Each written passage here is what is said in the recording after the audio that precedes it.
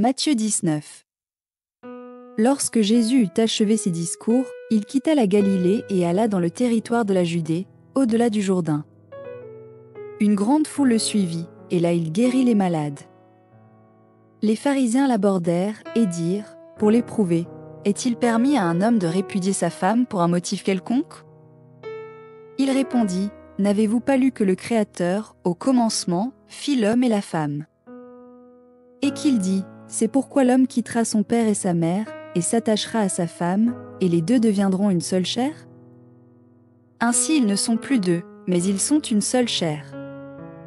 Que l'homme donc ne sépare pas ce que Dieu a joint. Pourquoi donc, lui dirent-ils, Moïse a-t-il prescrit de donner à la femme une lettre de divorce et de la répudier ? Il leur répondit, c'est à cause de la dureté de votre cœur que Moïse vous a permis de répudier vos femmes. Au commencement il n'en était pas ainsi. Mais je vous dis que celui qui répudie sa femme, sauf pour infidélité, et qui en épouse une autre, commet un adultère. Ses disciples lui dirent, si telle est la condition de l'homme à l'égard de la femme, il n'est pas avantageux de se marier. Il leur répondit, tous ne comprennent pas cette parole, mais seulement ceux à qui cela est donné.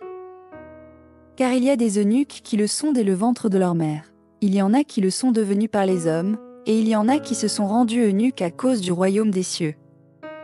Que celui qui peut comprendre comprenne. Alors on lui amena des petits enfants, afin qu'il leur imposât les mains et pria pour eux. Mais les disciples les repoussèrent. Et Jésus dit, laissez les petits enfants, et ne les empêchez pas de venir à moi, car le royaume des cieux est pour ceux qui leur ressemblent. Il leur imposa les mains, et il partit de là. Et voici, un homme s'approcha, et dit à Jésus, Maître, que dois-je faire de bon pour avoir la vie éternelle ? Il lui répondit, pourquoi m'interroges-tu sur ce qui est bon ? Un seul est le bon. Si tu veux entrer dans la vie, observe les commandements. Lesquels ? Lui dit-il.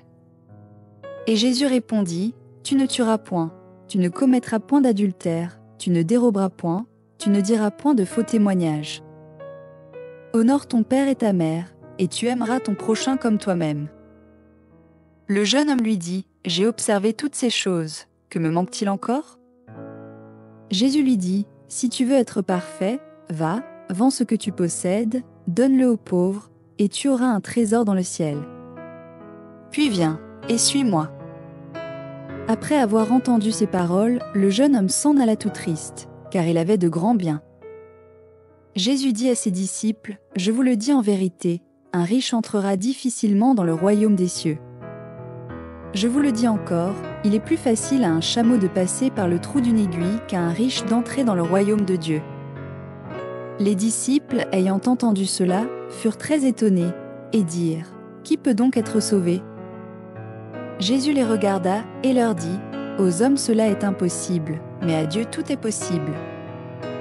Pierre, prenant la parole, lui dit, voici, nous avons tout quitté, et nous t'avons suivi, qu'en sera-t-il pour nous ?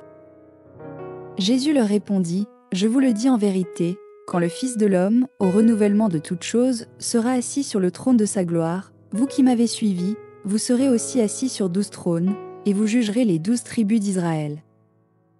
Et quiconque aura quitté, à cause de mon nom, ses frères, ou ses sœurs, ou son père, ou sa mère, ou sa femme, ou ses enfants, ou ses terres, ou ses maisons, recevra le centuple, et héritera la vie éternelle. Plusieurs des premiers seront les derniers, et plusieurs des derniers seront les premiers.